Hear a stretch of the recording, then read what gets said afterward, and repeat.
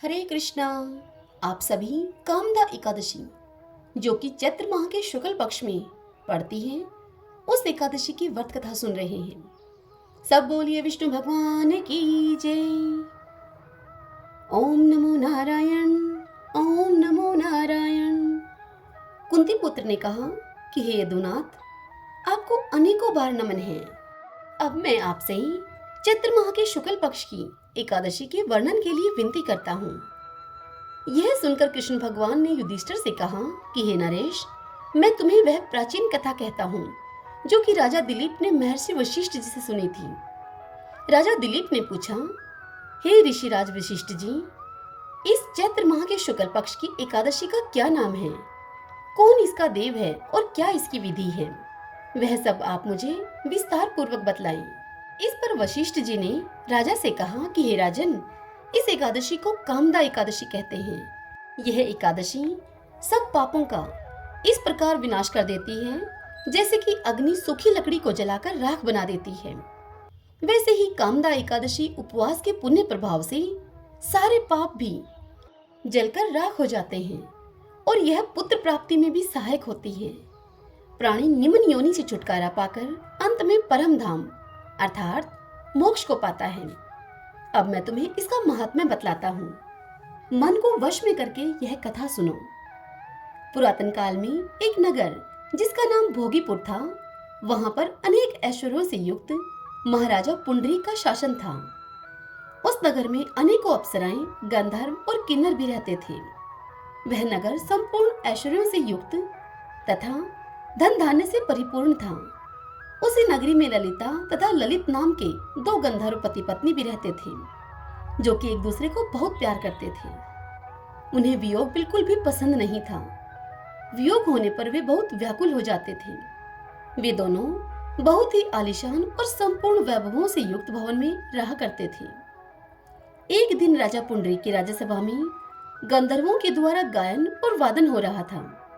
वहां पर ललित गंधर्व भी गायन वादन कर रहा था। किसी कारणवश उसकी प्रियतमा ललिता वहां पर मौजूद नहीं थी। उसके वियोग में वह ललित गंधर्व अशुद्ध गायन कर रहा था।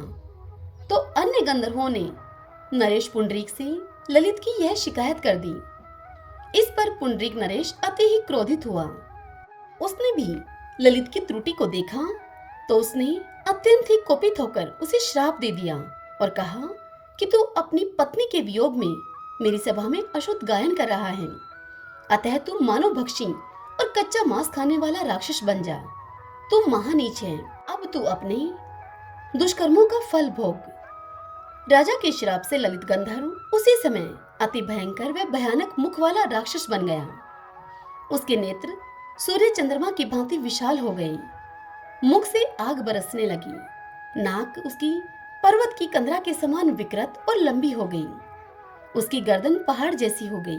उसके सर के बाल पर्वतों पे उगने वाले वृक्षों के समान लंबे हो गए। उसकी भुजाएं 2-2 योजन लंबी हो गई। उसकी देह 8 योजन ऊंची हो गई। वह एक विकराल आकृति वाला राक्षस बन गया। अब वह अति ही दुखित होकर अपने कर्मों के अनुसार फल भोगने लगा। उसकी पत्नी ललिता भी अपने पति का यह हाल देखकर बड़ी दुखी हुई और विचारमग्न होकर अपने पति का इस हाल में अर्थात इस रूप से उद्धार करने के बारे में विचार करने लगी और सोचने लगी कि मैं कहाँ जाऊं और क्या करूं। राक्षस रूपी ललित भी वन वन में घूमकर जीव हत्या कर रहा था और इस प्रकार वह पाप कर्म करता हुआ वन वन घूमने लगा। उसकी पत्नी भी उसी के साथ रहने लगी। एक दिवस अपने पति के पीछे पीछे चलती और विलाप करती हुई वह विंध्याचल पर्वत के निकट पहुंच गई, जहां पर उसने श्रृंगी मुनि का आश्रम देखा।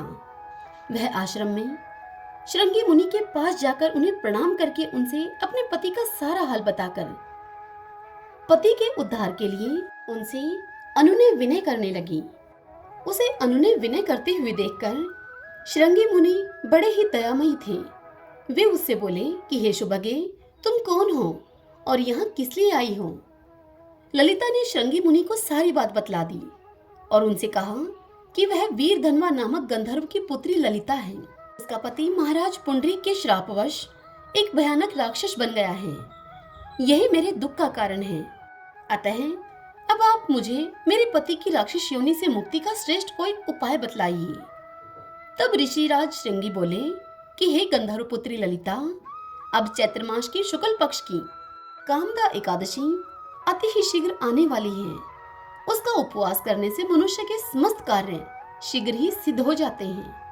यदि तुम उसके उपवास के पुण्य को अपने पति को देगी तो उपवास के पुण्य से तेरा पति राक्षस योनि से मुक्ति पाकर अपने वास्तविक रूप को पा लेगा और राजा के द्वारा दिया गया श्राप भी समाप्त हो जाएगा।